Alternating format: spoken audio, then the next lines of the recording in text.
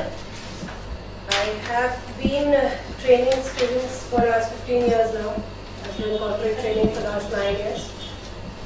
I'm also a NIFT graduate. I was the first batch of FDIT.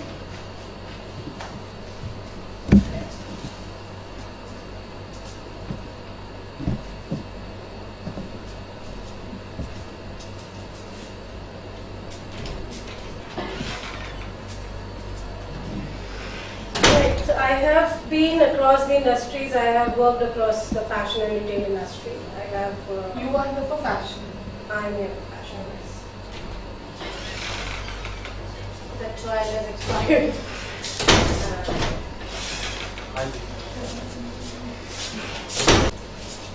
For today, I have just picked up a very basic topic, principles of design. And since you guys are all fashion mentors, I'm sure you will have a nice. I generally do a lot of interaction in my sessions. I will try and do that here. You can please happily ask me questions in between. When I say principles of design, obviously we cover the elements of design before that, the lines and the dots and the form, shapes, texture. And I'm assuming that we all know it, so that is why we are on this topic. Balance, we say, is an arrangement of elements. Principle, how I generally would explain principle is that whatever disciplines you would apply to the elements to make a creative design is what we call the principle. Now, a lot of students do come up with this that there are a lot of designers who are not really using principles of design the way it is given in the books and the theories. But I generally suggest that to violate the principles, it is very important that you achieve that kind of a merit where you can really play with the principles and get away and think out of the box and then create a design. So unless that merit has been achieved, generally I would expect all the students, and I advise all the designers to abide by the principles of design which are here. Now when we say balance, there is a symmetric and asymmetric balance, which I would be talking about here. We say elements that are centered or evenly divided, both vertically and horizontally, are called symmetric balance. When the two sides, up and down, are symmetric, that is balance. The best example is when we choreograph a dance. In a non-contemporary way, generally the classical numbers go very symmetric. Similarly, in garments also, the classic garments like a white shirt and things like that are very symmetric. When we go a little asymmetric, we are playing a little more with the design. We generally get away from the regular norms of having both sides equal, and we create an element of surprise. That is what an asymmetric balance is. This I have displayed with the help of a poster. It is off-centered alignment created with an odd or mismatched number of elements. However, in doing this kind of a balancing for elements, it is very important that we keep harmony and unity in mind. The whole thing has to look very balanced. Whenever we are using elements at different points, the balancing of the elements in an asymmetric way is very important. We are also going to talk about radial balance. I just saw a very nice photograph outside also which was displaying radial balance. When we generally shoot a staircase, there have been a lot of artists, photographers who have actually worked on a radial balance. Elements basically swirl out or in a spiral path, and it gives a very concentrated kind of a look. Whenever we are looking at a circle, the concentration and the focus is very highlighted. So by using this kind of a balance, we are actually also highlighting a design.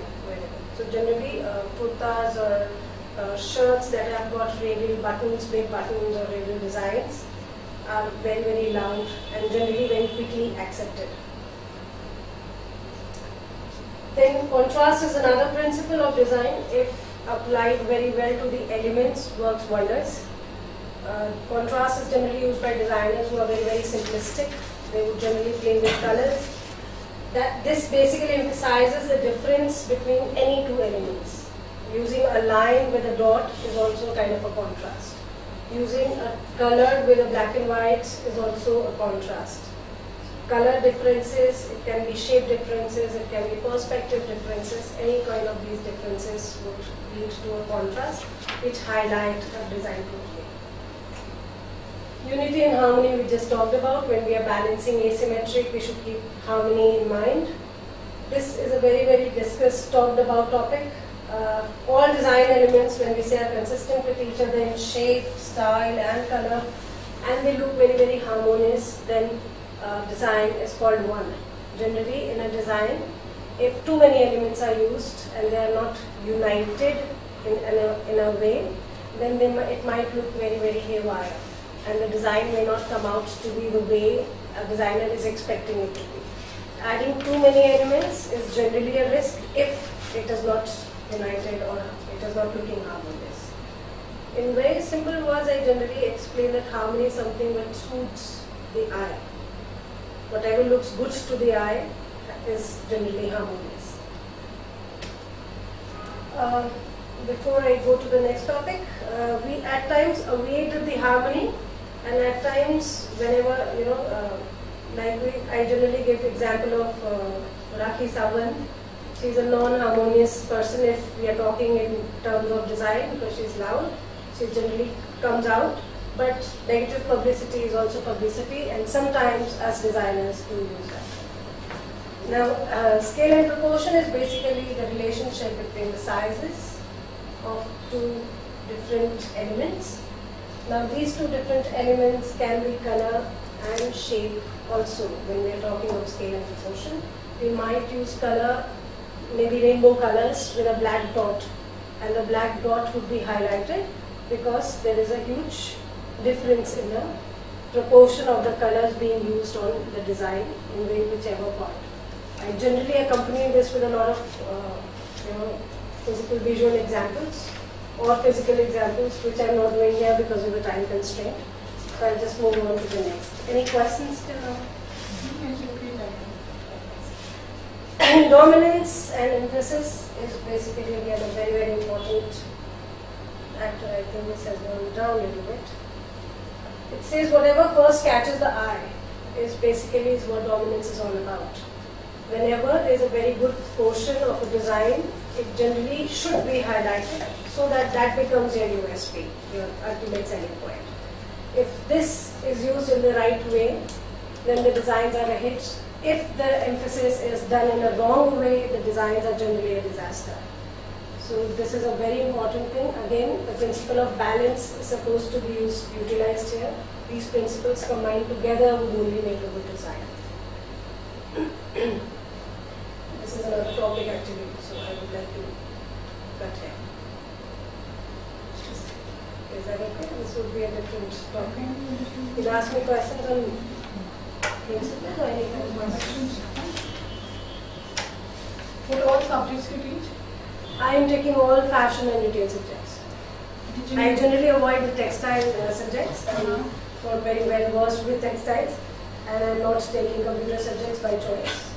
But yeah, You're teaching in NIFT Patna. Last was NIFT Patna. I taught in all colleges that you can think of. Which course you were taking? In NIFT Patna, Yeah. I was taking the fresher batch, and I was taking various subjects. I've been teaching there for about 2.5 years. I've just Any moved subjects back as to- well? Any subjects as well? As in, I was taking draping, pattern making, the basics of fashion. You can take pattern making and dressing also. Okay. What is the difference between symmetrical and asymmetrical balance? Can you explain with the help of an example? Yes, say, do I have something to draw on?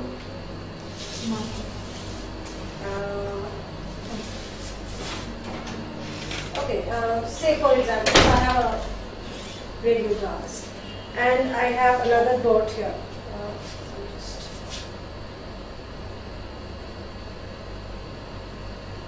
Now if I see this like this, right? We see the rim here and we see the rim here. This is basically a symmetric balance in a radial, as in the circle is totally equally divided in the center. Now in case we bend this glass and move it this way, this still is a design. There's a circle here and the balance has moved from the center to the side. So this becomes an asymmetric balance. Is it balanced? This obviously is not balanced because of this movement, but yes, the size is the that same. would create a balance. No, it would create a balance. See, if geometrically you would turn it, the circle remains here and the circle remains here, this would remain balanced.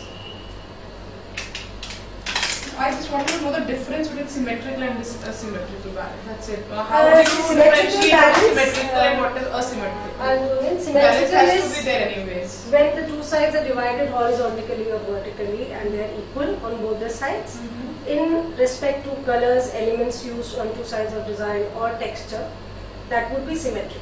Whenever we are emphasizing a design or using a contrast in a different form, and we are breaking that basic equilibrium, on both the sides and moving the design to other side, then it becomes asymmetric. So that is generally done for emphasizing. Get your definition for asymmetrical. Can you explain it once again? Asymmetrical would be when we do not have an equilibrium on both sides, horizontally or vertically, divided from between. So if that is gone, if Then it it is won't not be balanced. equal on both sides, then it is. Then it it won't is. be balanced. No, The I equilibrium don't is think not it is there. not balanced. How it is asymmetric balance is because whenever we are using another element to balance the design as a whole, then it becomes asymmetric balance. I'll just give another example. See, if this is a radian,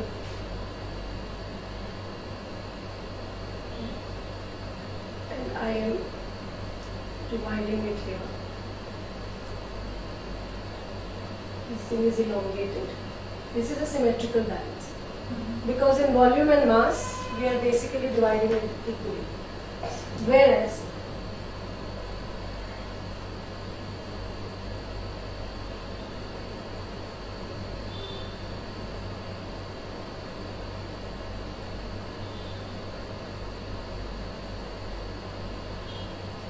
here also we are dividing it equally, but this would be an asymmetrical balance because we are twisting the right and left and But we have twisted the outer element. This is balanced in respect to what thing? I'll give you another fun example. And an easy one. It is easier to understand in squares. Now if you're using color here and you're using color here, this is a symmetric balance. For an asymmetric balancing, I am going to be using principle of emphasis and make this into an asymmetrically balanced design. In this case, there is balance in design in terms of the division, but one portion is emphasized and now this becomes. This is not balanced.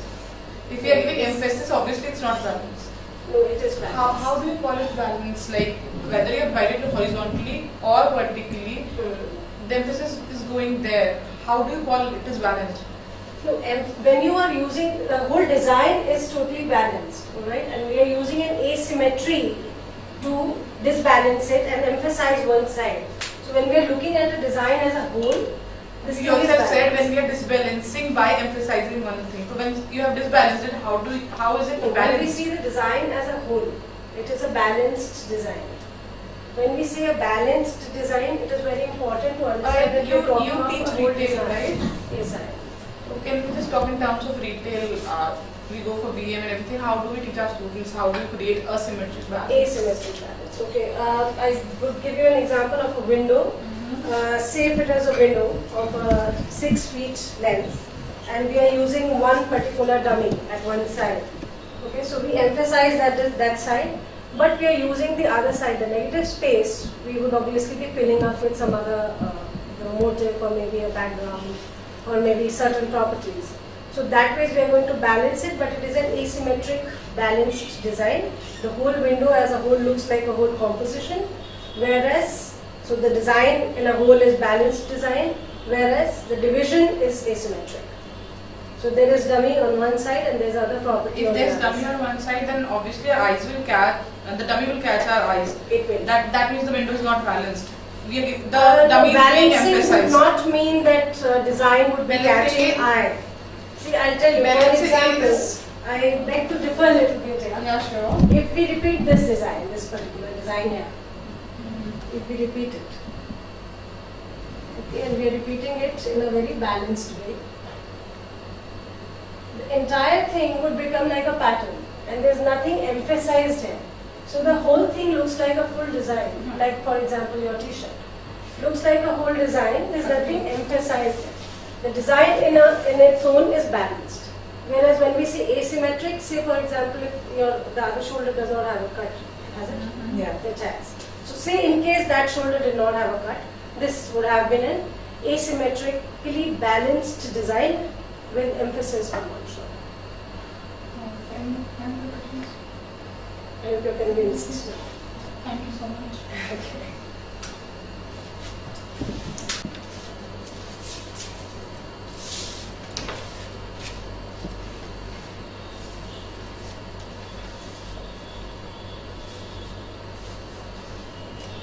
Today's my topic. First of all, I would like to introduce myself. I am Miraj, and I did Master in Fine Arts from Jamia back in '91. After that, I have joined the advertising world. In fact, when I was in college. That time, I have joined the advertising agency, and I have a huge background of advertising world, and the high peak was the Trust India leading advertising agency. Delhi, and in 2005 I have decided I should share my experience with the academics, because I have got a very huge experience of advertising world, and I have tried to apply some institutions that they rejected my candidature, won't be able to deliver to the academic world, because you have got the advertising world's experience, how you can teach. Then what I have decided, I have designed an advertisement and I put it on Google. Google was new to India. And I have got the 4 replies. And you will wonder that those 4 replies from the advertising world. The DTP operator who operates a design on computer, the kind of layouts they used to make on computer, they have nothing to do with creativity. They were hungry to do some creative course, because they were married age of 35, 40, 30 plus. They were looking the option they can explore to keep run creativity. So the time was at evening hour or Sunday. Then 5 students came from leading advertising agencies, and I had promised them that I will teach you the BFA contents, that 4-year course, and that course was delivered within 1.5 years, and within the 6-month period they were promoted to junior trainee visualizer, and after a year they were set as an alternate. Sorry, just coming to the running time. Okay. So my topic is spaces. Spaces, is one of the very important subjects, which is very important in all fields. Like I taught architecture, I taught advertising, and I am teaching in AFA, where they used to train candidates for the NIT entrance test. So space is one of the very important subjects, which is, ma'am for teaching the principles. It is also very important. Achieving those principles if we don't balance the space. There are 2 kinds of space. One is negative and one is positive.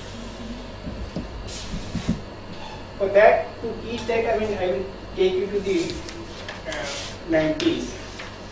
And ad was launched by Onida, because at that time, Vidicon was the leader of washing machines. They were launching the washing machines in India, and the Onida people were very popular about the advertising campaign. They used to do some complete orthodox campaign. If you remember that their punchline that neighbors envy or Sprite, that sort of campaign they used to do. So they have launched an advertisement.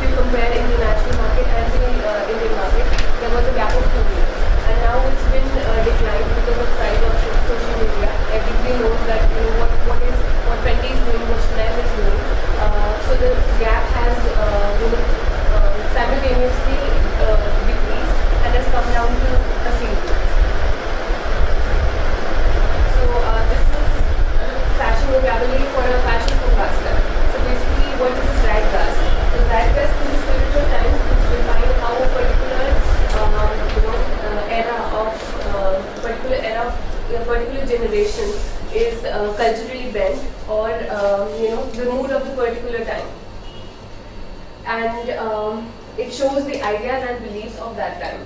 Then fashion is sense of style, has different meanings for everybody, and it is generally in fashion design is the popular or the latest style of clothing, hair, decoration or behavior.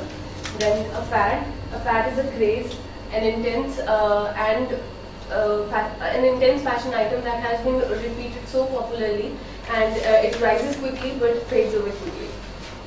A classic is judged over a period of time to be the highest quality and outstanding of its kind. It is the longest trend, like the little black dress.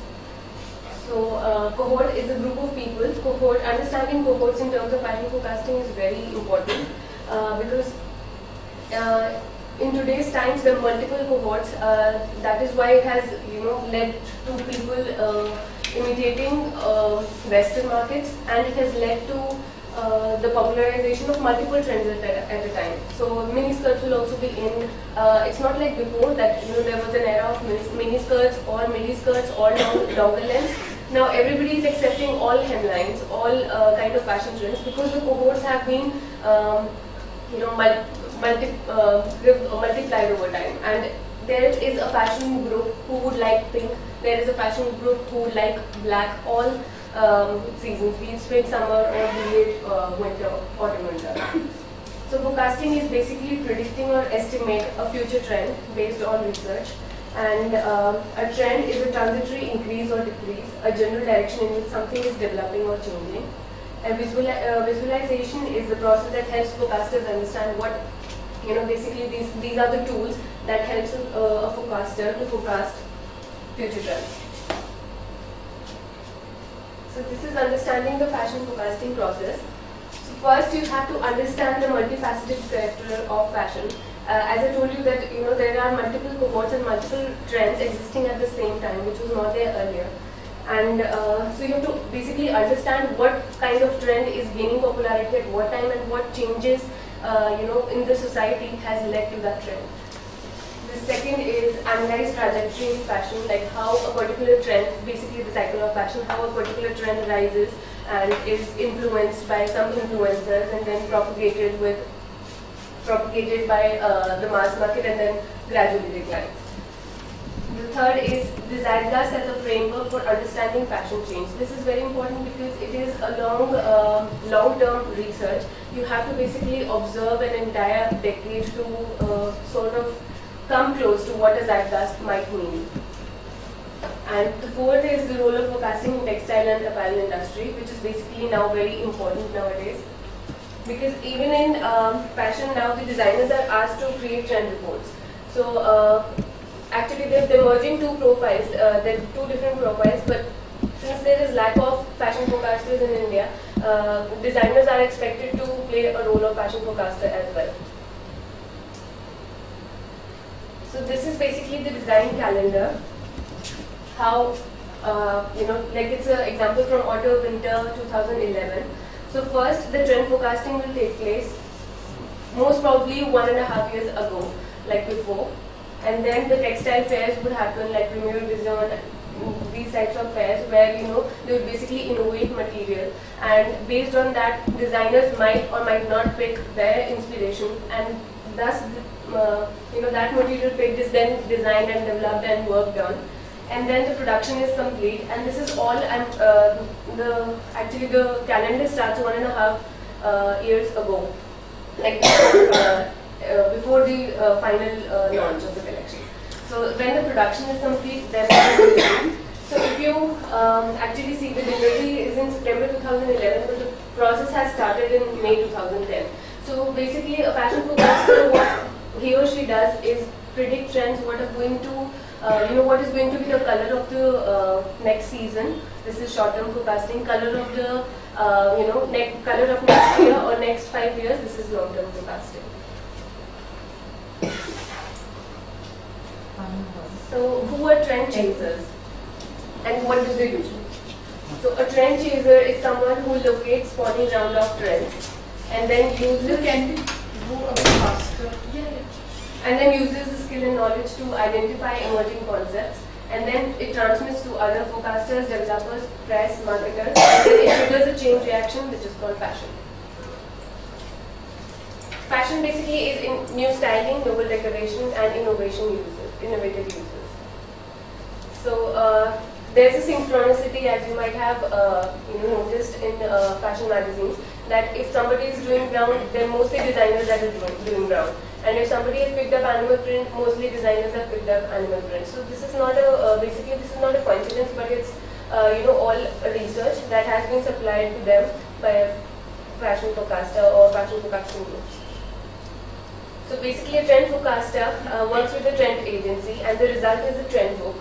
The trend book illustrates forecasts about 18 months ahead of fashion season, and it includes color chips, which is known as the color forecast, textile samples, which is known as the textile forecast, fashion sketches, which predicts the coming silhouettes of the next fashion season, and the photographs to illustrate or describe trends. So this is the trend book example.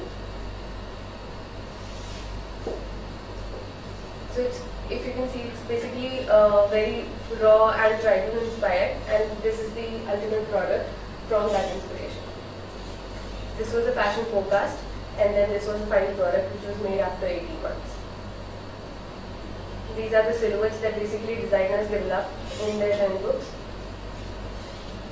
So trend books, Lee and Liput is a very famous strategic window. So trend chasers, what do? They enable companies to execute a strategy based on timing called the strategy window. So they forecast trends, and they allow the producers to be ahead in the market, and then at the end of the day make maximum money, because the market is actually ready for those trends. So it might be that all sheer fabrics were not acceptable by markets maybe 5 years ago, but an all sheer dress would now be acceptable after 5 years ago. So this is basically the role of a trend forecaster, who helps the companies understand when the masses will be ready for what kind of trends. So trends are profits waiting to happen, and therefore mainstream brands, and for them timing is very essential, and they want the right product at right place with the right time. So fashion forecasting focuses on upcoming trends, and a fashion forecaster predicts color, material, fabric, texture, print, accessories, styles that will be presented on the runway in the next seasons. So this is a profile of Geraldine Ward, who was Would you based take in the questions now? Right, when we talk about forecasting, is it just chasing the trend for a period of time, or there are some facts and figures involved? No, actually, basically, there's research involved. So you need to focus on political, economical, legal, the environmental developments over time.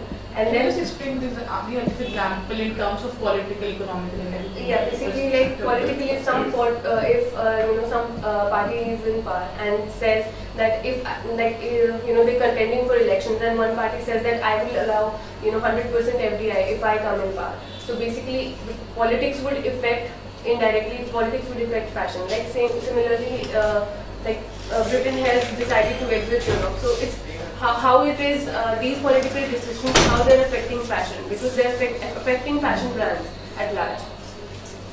So this is an example of political. Then legal, maybe some law is passed, which forbids the use of fur or leather.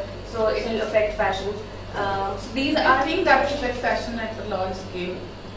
yes, ma'am, definitely, because these are research collected over a period of time, which gradually, basically, if you see innovation, if you see environmental aspect of it, so people are developing. What are the tools for fashion forecasting? I will frame the question. What are the tools for fashion forecasting? Yeah, so the tools, basically there's a history involved for fashion, for a fashion line. So basically, if you want to forecast the next season, you have to see the previous 5 seasons, what has been in trend, and why some trends have come back, and why some trends have been popular. So if This is what. How do we get those facts and figures? Those are the tools for fashion class, basically. Yes, ma'am. So basically, it's a 6-month process at large, and you have to basically connect the dots backwards, and you have to see which change like what change has led to What is a fashion pandemic? fashion Pandemic. yeah a fashion pendulum basically is if a trend was popular earlier, like you mean fashion cycles, fashion pendulum and Pendulum swing. When we talk about fashion forecasting, yeah. the fashion forecasters majorly study the fashion cycle and the pendulum swing. What is pendulum swing? So basically, if a trend was popular 10 years ago and it has made a comeback, like this is a theory that a trend which is popular, very popular at one time will make a comeback, and why and when, this is what depends on the political factors, the pestle basically. That's a theory. I want to know what do you understand by pendulum swing? Pendulum swing is I would give you an example like bell-bottom pants. They were popular a decade ago, and now they're coming back in fashion. So a fashion which repeats itself after a few years. So that's. Are you sure? Moving from one extreme to another and following that particular way is pendulum swing in fashion. Then what is fashion cycle? Fashion cycle is when the trend starts, and then it how it gradually goes above, like which factors influence the increase in that trend, and then it's at its peak, and then it gradually declines. So that's What are the two axes on a fashion cycle? The two axes. X and Y axis. What are those? Yeah. So one is time, Huh? and the other is popularity. Popularity. Are you sure? Trend, or basically popularity. And how do we find that? That actually, ma'am, it's in the media. If you study that in the media, so you'll get to know the popularity of a product. The things don't work on an idea. There are facts and figures involved. That is how the business is doing. That is acceptance, sales volume. So that we get it. Thank you so much.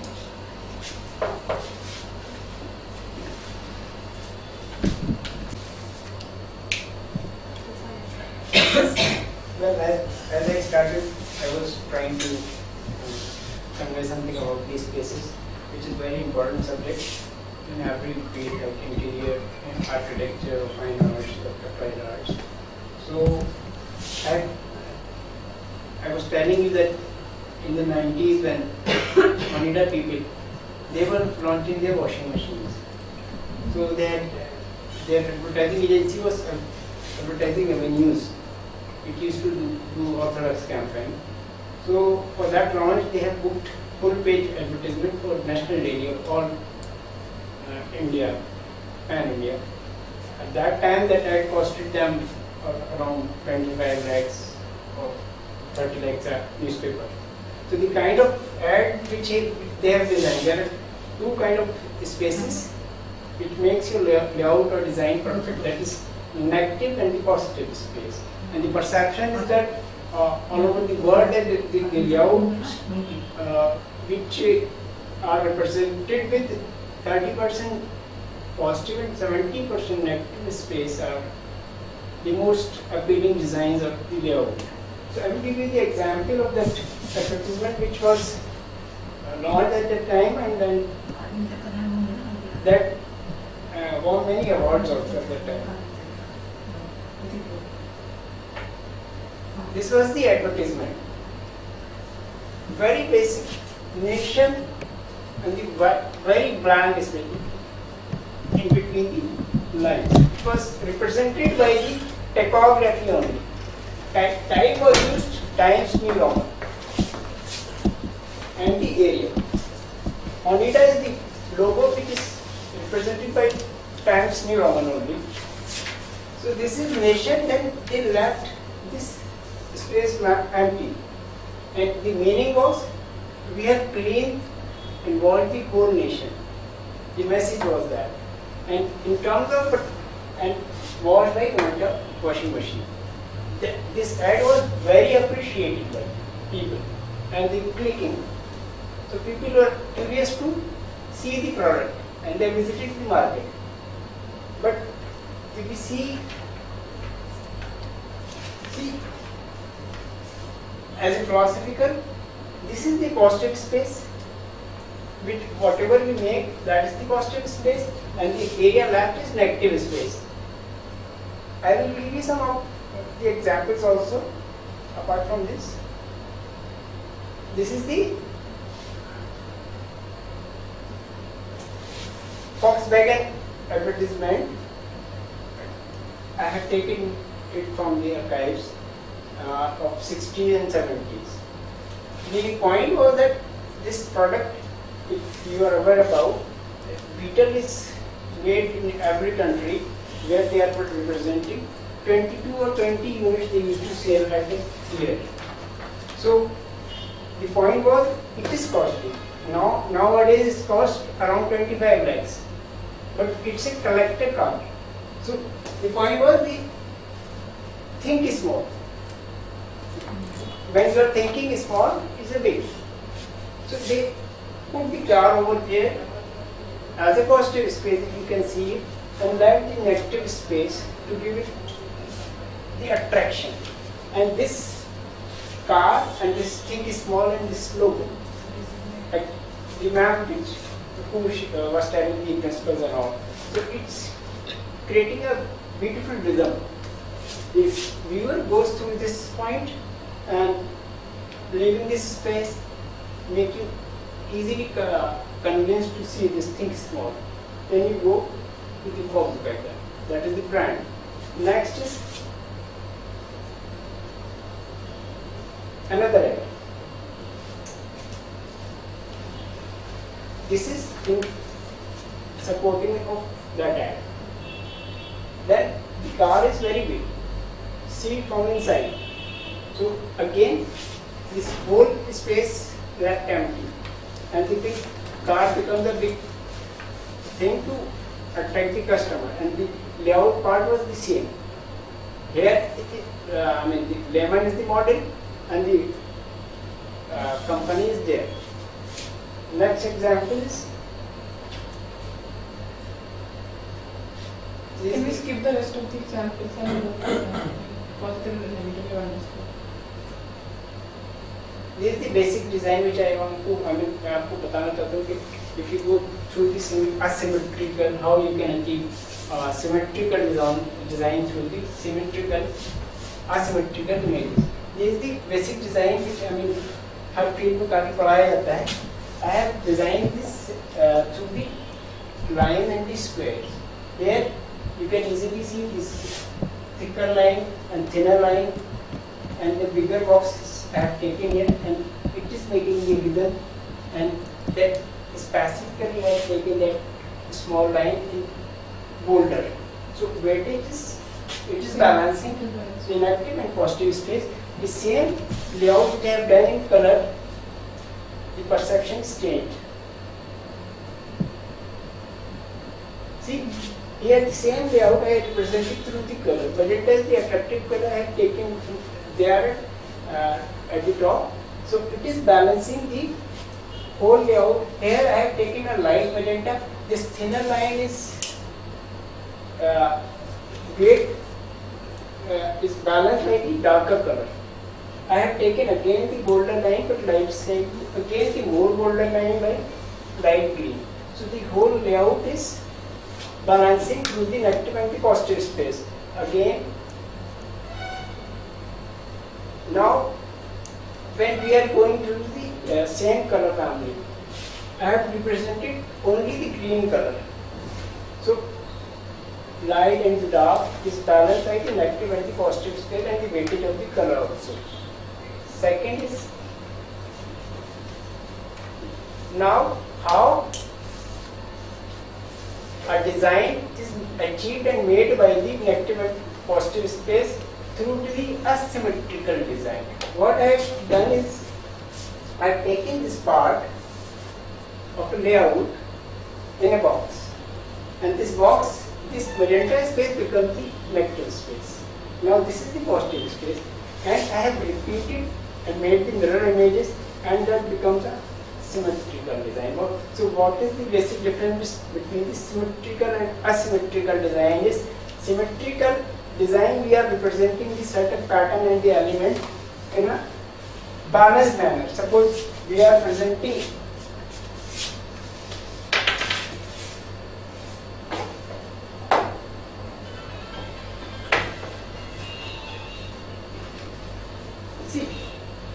I put a box over a box over here, here, and a bigger. This is symmetrical. The same boxes represented, one box here, one box here, and another box here. This becomes asymmetrical. We are representing the same squares, repeating them in a asymmetrical order. So, taking this part, making the mirror images, repeating them, we have achieved this design. It becomes a symmetrical design. So this was my presentation to teach the spaces. Basically, if you want to ask me any question, I can. So you would like to see your work. First, I would like to show you my actually the kind of curriculum vitae which I have designed.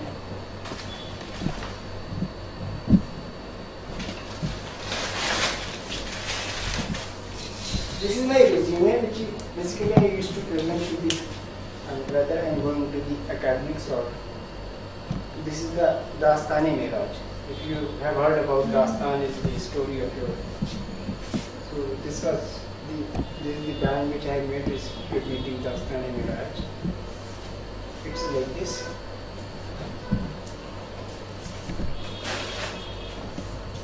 Then after. Now you can go through.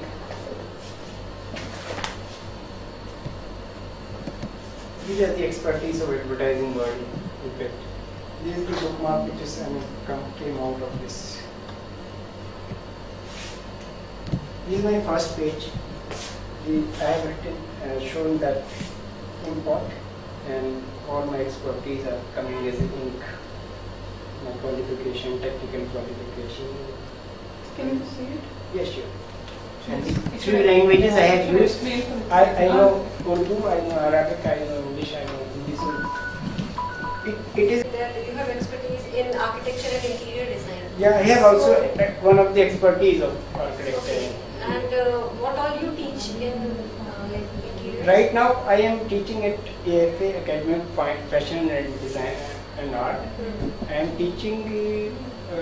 We are preparing the students who take admission in NID and NIFT An idea in and NATA architecture. in art. Yeah, so we are preparing the students for aptitude test of NATA, NIFT and NID. Okay. So we are teaching fine arts also, we are teaching interior also, we are teaching fashion also there. I mean multitasking. Like, and what particularly you are teaching? We are teaching design and creative part. Creative part. Yeah. And like in exhibition and display, what Yeah. you will just teach the layouts, or you create them on. We teach them layouting sense and the space, designing of spaces also. How to present their portfolio. We used to take care of their portfolio representation also. जो NID NIFT में जाते हैं, they used to then after they are selected for one slot. After that there is a studio test. When they go through the studio test, they have to present their portfolio also. So in the Make interview, them yeah, we teach them to make good portfolio, how it can be done. And digital paintings, you know. Yeah. And like which software? Digital Photoshop में होती है mainly तो और it takes it depends at what kind of work Like, one do you have some example Again, of your yeah, works of basically. yours? I have, but I can show you in my reference book which I have made for the architecture student. उसमें मैंने print की है actually. That is the digital painting which I have completed in 1.5 months. That is was for Picasso. I can show you that. This is my reference book which I have designed for architecture people, the Basic College of Architecture and Design, Sonipat, where I taught for 3 years. The strength was 40 students in a single session. And in last year, just due to shortage of timings, I have taken 120 students in a day of third year advance level is because वो 3 साल तक चलता है उनके. This is the painting. I will show you bigger picture which I have done in Photoshop and it took 1.5 months to be completed. 1.5 months. Yeah. बहुत layers बनी थी इसमें. This is the reference book हमें जो वहाँ पे रैंडलिंग और ये सब हम सिखाते हैं तो you can have. ये सब this is my portrait of a Shira which I have made. These are some references which I have taken from other sources. These are images of Victor Pirard. ये कुछ मेरा काम है जैसे ये मेरा काम है. स्टिल लाइफ भी हमको कराना पड़ती है. These all works are from my side. These are the references which I have taken. There are some kind of perspective textures, interior and architecture with some glass effects कैसे देना है water colour में, would effects कैसे देना है, marble effect कैसे देना है, प्रिपेयरिंग एंड ऑल. ट्रीज की रेंटिंग होती है पैन में.